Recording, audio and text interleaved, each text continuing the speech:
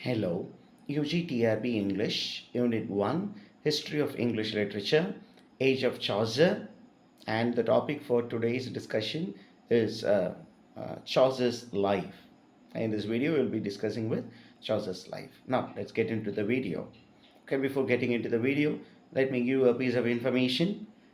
Dear teachers who are preparing for UGTRB exam, நம்ம பிளேலிஸ்ட்டில் பார்த்தீங்கன்னா 10 யூனிட்ஸ்க்கான வீடியோ நிறைய வீடியோஸ் போட்டிருக்கோம். எல்லாத்தையுமே அசார்ட் பண்ணி உள்ளே வச்சுருக்கிறேன்.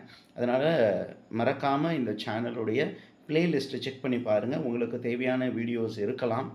எல்லா டாபிக்ஸ்லேயும் வீடியோஸ் இருக்கும். அதனால் உங்களுக்கு தேவையான எந்த வீடியோ இருக்கோ அதை எடுத்து நீங்கள் பயன்படுத்திக்கோங்க. ரெண்டாவது, நம்ம வந்து ஒரு டெஸ்ட் பேட்ச் இன்றைக்கி பிகின் பண்ணுறோம். இன்றைக்கி காலையில் 8 மணிக்கு அந்த டெஸ்ட் சீரீஸ் லான்ச் பண்ணிவிடுவோம்.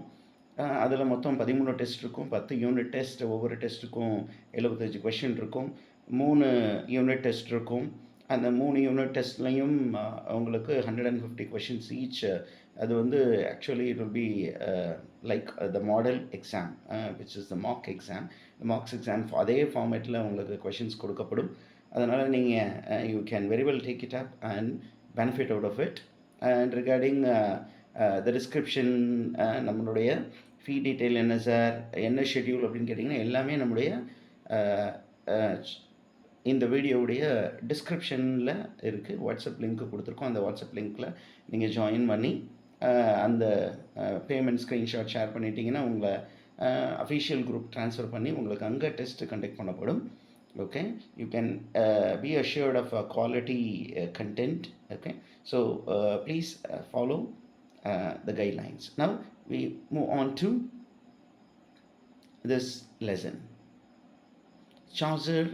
Okay, Chaucer பற்றி சொல்ல வரும் பொழுது Chaucer's life அப்படின்னு சொல்ல வரும்போது ஹட்சன் என்ன சொல்கிறாரு அப்படின்னா, Geoffrey Chaucer is the greatest figure in the 14th century in the English literature. English லிட்ரேச்சரில் 14th சென்ச்சுரியில் அவர் தான் பெரிய ஜாம்பவான். அவருடைய பாப்புலாரிட்டி ரொம்ப அதிகமாக இருந்ததுனால என்ன ஆச்சு அப்படின்னா, all his contemporaries were pushed into shade. They were thrown into shade அப்படிங்கிறாரு. அவர்கள் எல்லாம் இருளடிக்கப்பட்டார்கள். ஏன் அப்படின்னா இவருடைய புகழினால். சரி, அடுத்தது சாசர் எங்கே பிறந்தார்? Chaucer was born around 1340 in London. 1340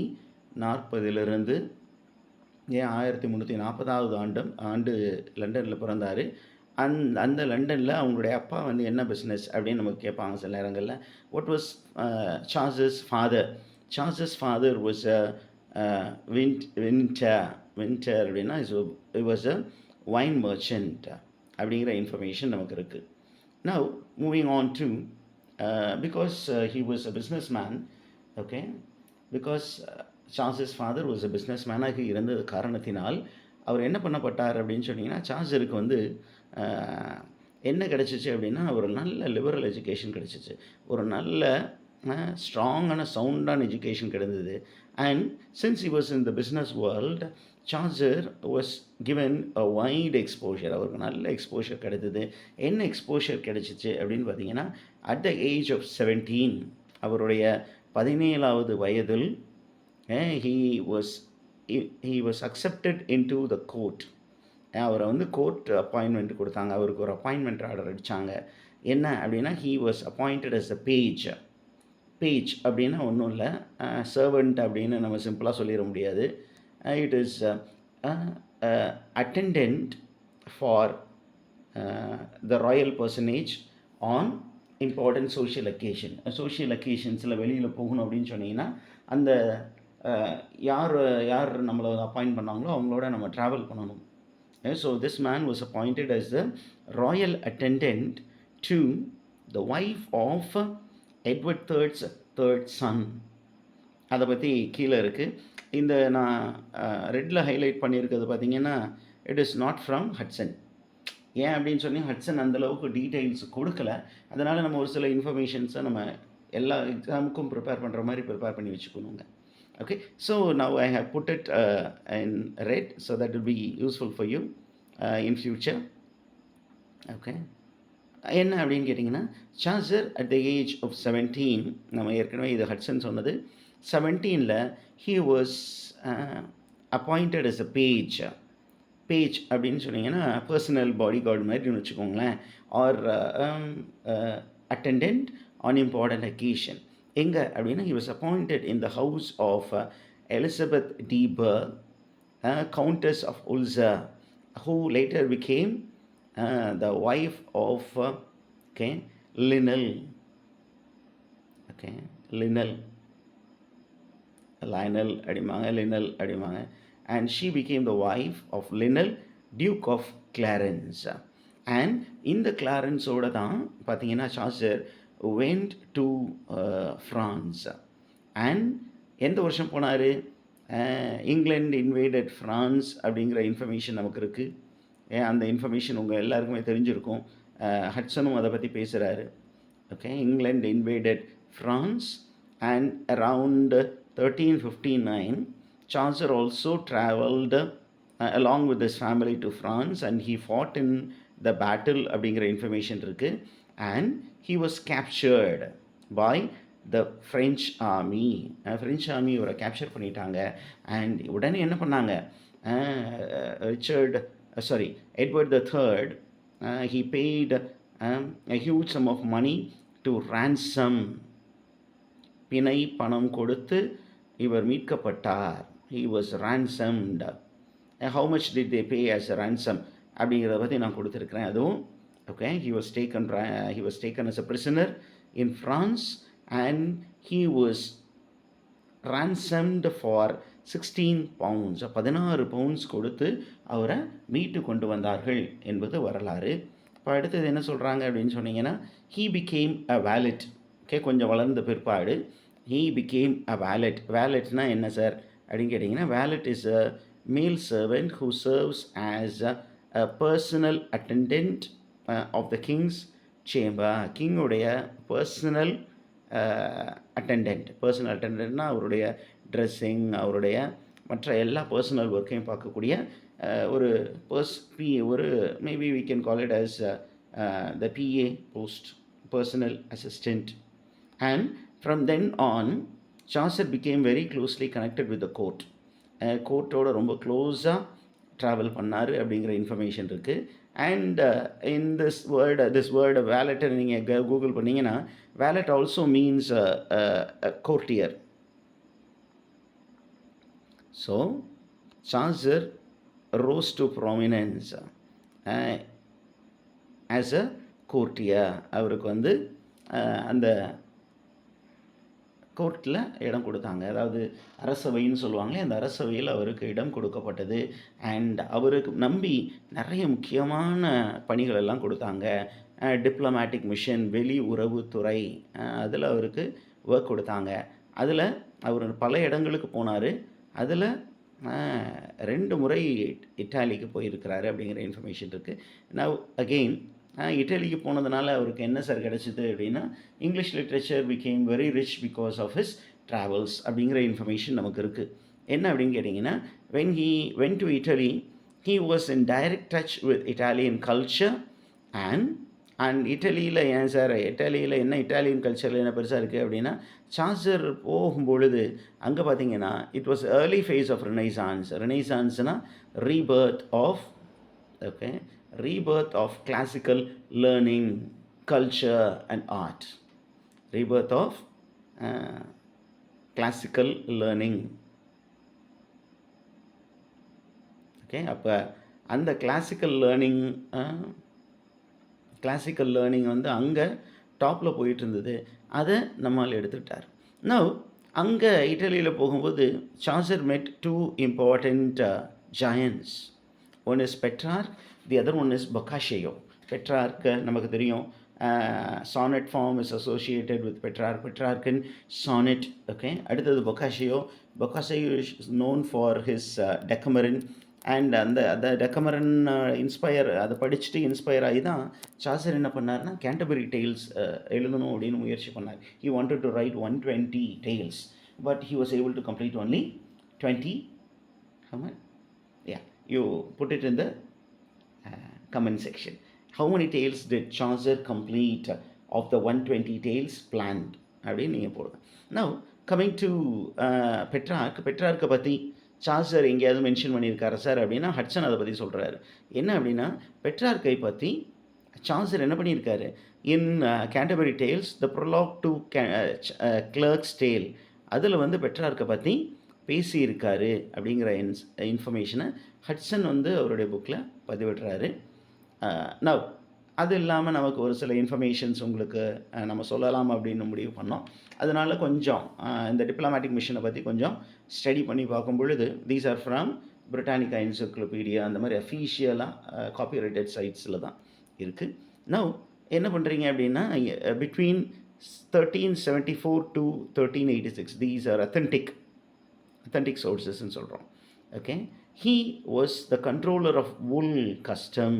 பாருங்கள், சார்சருக்கு எவ்வளோ பெரிய பொசிஷன்ஸ் எல்லாம் கொடுக்கப்பட்டிருக்கு.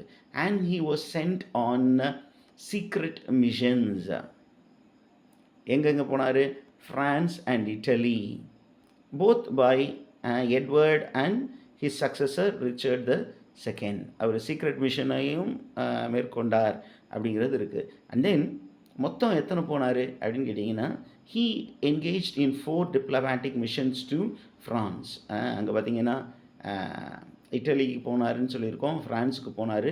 அப்போ 4 diplomatic missions to France, 4 to F and 2 to I idli. அப்போ இந்த இடங்களுக்கெல்லாம் அவர் போயிருந்திருக்கிறாரு.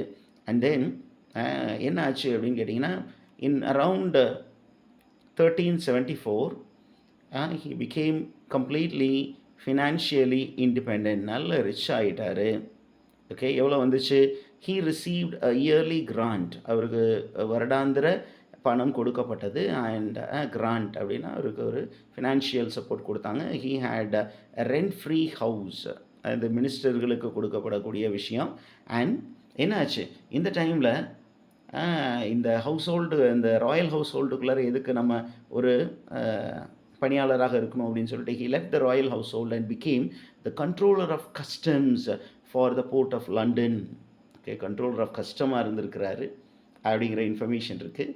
அண்ட் தென் பாருங்கள், okay, he received many marks of royal favor. He was a favorite of the kings and the queens. And then for a time he sat in the parliament as a knight of the Shire of Kent. He was knighted, and as a knight of Shire of Kent he also represented in the parliament. But bad times struck him.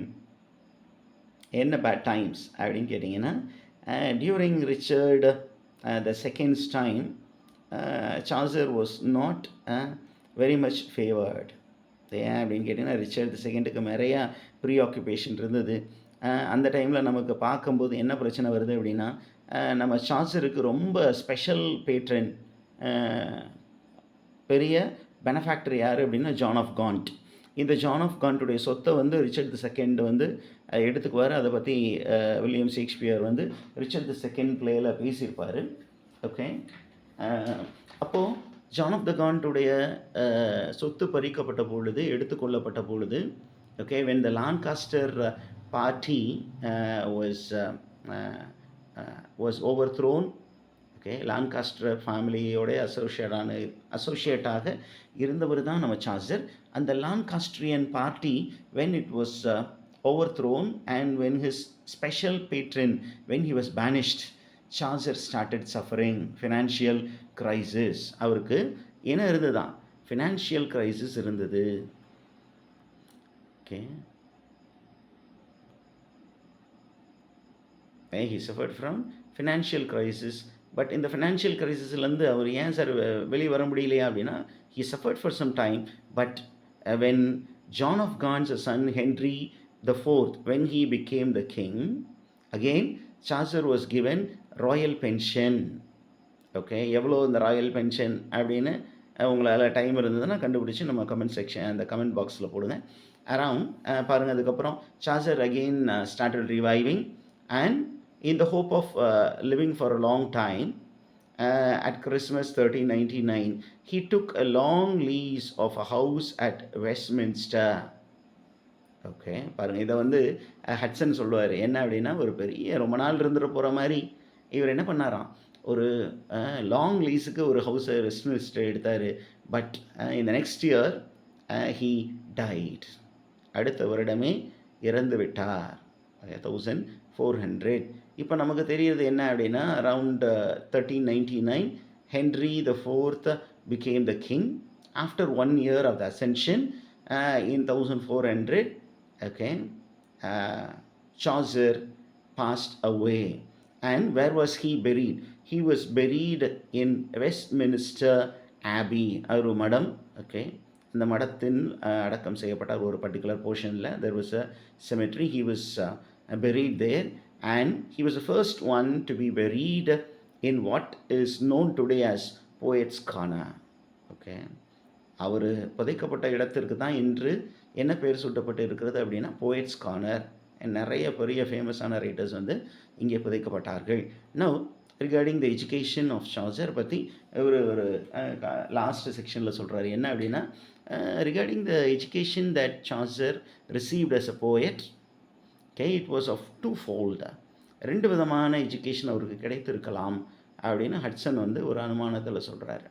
என்ன அப்படின்னு கேட்டிங்கன்னா, first one comes from literature and the second one comes from life. Okay, அவர் இலக்கியங்கள் படிப்பதனால அவர் வந்து ஒரு போயட்டாக இருந்திருக்கலாம், அல்லது வாழ்க்கையை படித்ததினால் ஒரு போயட்டாக ஆகியிருக்கலாம். இப்போ ரெண்டாவது நமக்கு என்ன இன்ஃபர்மேஷன் கொடுக்குறாரு அப்படின்னா, Shakespeare was Chaucer was burning the midnight oil. Okay, he was a reader. என்ன ரீடர்? ரீடிங் ஓவர் நைட் அவருடைய ஹேபிட்டாக இருந்து தான். அது எங்கே இருக்குது அப்படின்னு கேட்டிங்கன்னா, த ஹவுஸ் ஆஃப் ஃபேமில். So Chaucer was reading over night. இது ஒரு பெரிய விஷயமா சார் அப்படின்னு கேட்டிங்கன்னா, நிறைய தூங்காமல் ஒரு சில பேர் இந்த மாதிரி வேலையெல்லாம் பண்ணிகிட்ருப்பாங்க, ரொம்ப படிச்சுக்கிட்டே இருப்பாங்க. அப்போ Chaucer was one such man. அவர் அந்த த ஹவுஸ் ஆஃப் ஃபேமில் he tells how he was reading book over night and then when to sleep and then what happened is the house of fame. Okay, அவரை பற்றி சொல்லும் பொழுது என்ன சொல்கிறாரு, நிறைய புத்தகங்கள் வாசித்தார் sir, but he is not a book man or a book worm, but he was a visionary. Okay, according to Hudson, Chaucer was not just a theoretician. அவர் வெறும் புத்தகத்தை படித்து மட்டும் அவருடைய நாலேஜ் வரல, அதை தாண்டி அவருக்கு பெரிய பெரிய விஷன் இருந்தது, எதிர்நோக்கு நிறைய இருந்தது. he was having great vision. Okay, அப்படி சொல்லிட்டு என்ன சொல்கிறாரு அப்படின்னு சொன்னீங்கன்னா, லைக் ஷேக்ஸ்பியர் அண்ட் மில்டன், பிற்காலத்தவர்களை எடுத்து ஷேக்ஸ்பியரை பிற்காலத்தவர்களோடு கம்பேர் பண்ணுறார். என்ன சொல்கிறாரு, like Shakespeare and Milton, this man was also a great man, but அவங்களும் விஷனரி தான், பட் அவங்க விஷனரியை விட இவருடைய விஷன்ஸ் ரொம்ப டிஃப்ரெண்ட்டாக இருந்தது. அதுதான் இங்கே போட்டிருக்கு. On the contrary, this man was a man of the world and of affairs. he was a man of the world. அவங்களாம் அதர் வேர்ல்ட்லி, ஆனால் இவர் வந்து man of the world. Okay, அதுக்கப்புறம் he gathered a lot of information from his travels. சாசருடைய greatness எங்கே இருக்குது அப்படின்னா, he gathered a lot of things through his travel.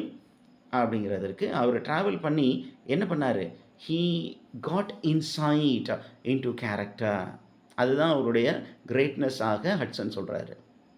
Okay, அவரால் என்ன பண்ண முடியாது, ஒரு கேரக்டர் எடுத்தார்னா அதில் நிறைய இன்சைட்ஸ் கொடுத்தாரு. And he made it very very dramatic and பிக்சர்ஸ்னால் நல்ல கிறிஸ்டல் கிளியராக இருந்தது. And it was also humorous. This is a sign of a poet with great experience அப்படின்னு ஹட்சன் சொல்லிட்டு என்ன சொல்கிறார் அப்படின்னா, Chaucer is a genius being led by his wide and deep knowledge of life itself. அவர் ஒரு genius sir. என்ன genius, என்ன மாதிரி ஜீனியஸ் அப்படின்னு கேட்டிங்கன்னா, he gathered wide and deep knowledge from life. Okay, he learned from life. He was a very good observer of men and manners, and he was also a very good observer of nature. ஏன் அப்படின்னு கேட்டிங்கன்னா, இவரை வந்து ஒரு classic writer அளவுக்கு கொண்டு போகணும்னா, okay, என்ன சொல்லணும் அப்படின்னா, he was very good at observing nature. Okay, ஏன் அப்படின்னா ஏன்ஷியன்ட் ரைட்டர்ஸ்ட்டு தான், அந்த க்ரீக் ரைட்டர்ஸ்ட்டு தான் அந்த குவாலிட்டி இருந்தது. அந்த குவாலிட்டி யாருக்கிட்டையும் இருந்தது? சாஸ்திரிடமும் இருந்தது.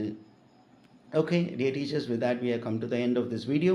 We will meet again with the continuation of this particular lesson on the age of Chaucer. Thank you. See you.